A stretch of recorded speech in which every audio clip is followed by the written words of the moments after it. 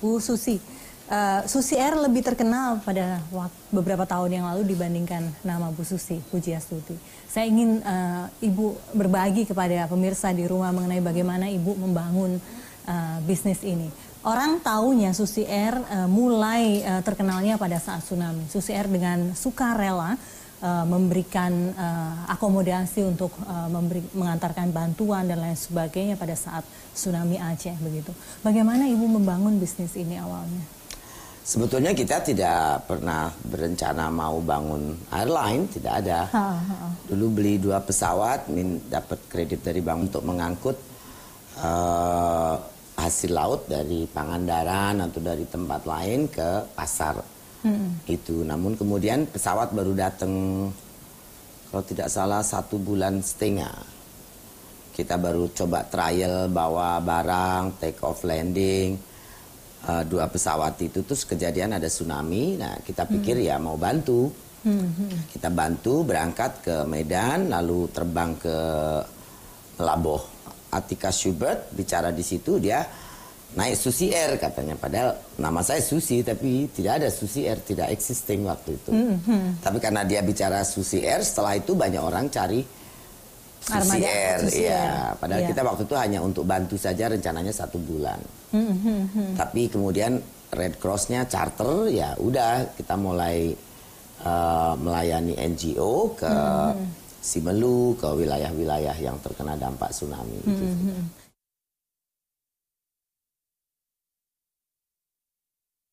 Dan sampai sekarang Susi Air masih beroperasi di daerah pedalaman ya?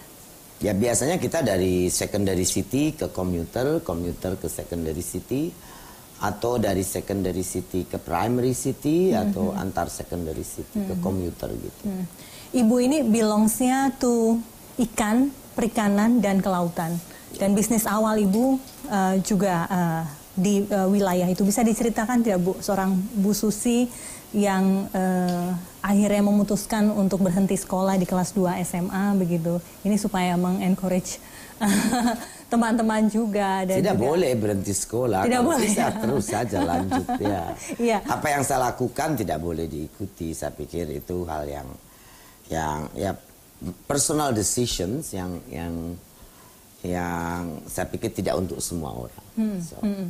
Untuk saya waktu itu adalah pilihan yang saya anggap terbaik, dan saya pikir ya saya akan lebih baik kalau saya tidak terus sekolah, itu saja. Akhirnya Ibu membangun bisnis begitu? Ya. Bagaimana akhirnya have to do bisnis something bisa, kan ya. Bisnis kecil-kecilan, dari jualan spray, bed cover, hasil bumi, macam-macam, sampai ke ikan. Ikan kemudian tahun 96 mulai ekspor, tahun 2000 sudah berhenti karena sudah tidak ada lagi ikan, tidak ada apa-apa, semua sudah habis. Dari situ akhirnya Ibu terpanggil untuk menyelamatkan sumber daya alam Indonesia.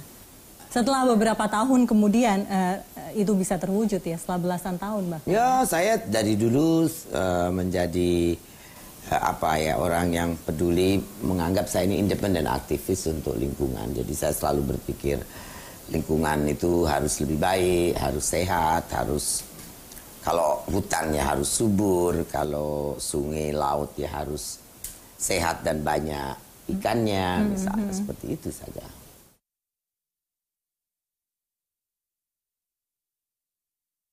Oke. Kemudian di tahun 2014 Ibu Susi masuk sebagai salah satu menteri di kabinet Pak Jokowi, Pak JK begitu. Bagaimana Bu ceritanya bisa akhirnya menerima tawaran itu, dan bagaimana proses pinangan itu terjadi? Ya, saya dipanggil ke istana, terus ngobrol-ngobrol dengan Pak Presiden, Mbak Rini yang panggil saya. Kemudian saya ngobrol dengan Pak Presiden, ya setelah itu tidak ada pikir apa-apa. Cuma beberapa hari kemudian waktu mau pelantikan kan malamnya dikasih tahu. Apa yang memutuskan Ibu akhirnya menerima amanat ini? Saya pikir waktu itu saya memutuskan lebih banyak seperti challenge pribadi ya. Jadi saya kan 30 tahun hidup di dunia komersial sebagai CEO company sendiri, tidak pernah kerja sama orang. Saya pikir saya juga pengen coba ya tantangan baru untuk usia saya waktu itu 50 kan ya, mulai setengah abad kan, pikir mungkin saya bagus untuk melihat, menantang diri sendiri, apakah saya bisa, apakah benar-benar saya punya kapasitas, punya kemampuan yang sebetulnya acceptable by public. Selama ini kan hanya company sendiri, jadi kan ya berhasil atau tidak is own company kan. Iya. Nah, termasuk juga mungkin ada unsur pengabdiannya ya Bu ya, pengabdian kepada negara. Ya, pertama sih tadi saya bilang itu lebih kepada tantangan pribadi. Yang kedua ya saya punya pengalaman 30 tahun, mungkin saya bisa dedikasikan kepada bangsa, negara gitu. Apa barangkali bisa bantu ya.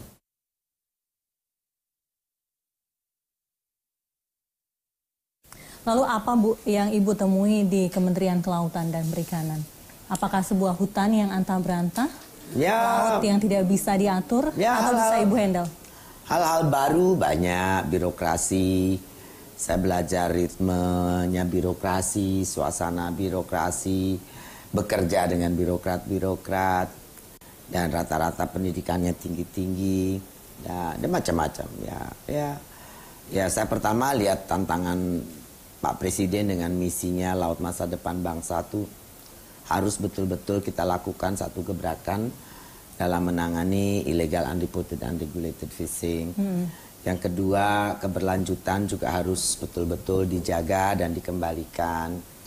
Lalu yang ketiga, ya harus mensejahterakan rakyat dan harus ada keberpihakan.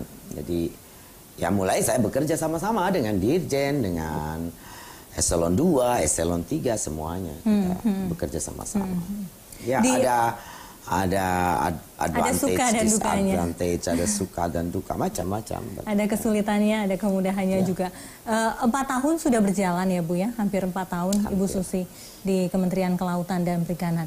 Apakah progres dari semua yang Ibu lakukan, nanti kita bicara soal illegal fishing, soal semua yang Ibu lakukan ini nanti di segmen berikutnya. Tapi apakah di 4 tahun ini sudah sesuai dengan target Ibu? Dulu prioritas pertama apa? Pada saat 100 hari Ibu Susi memimpin, prioritasnya apa? Satu, menertibkan illegal, unreported, unregulated fishing, menaikkan angka ekspor,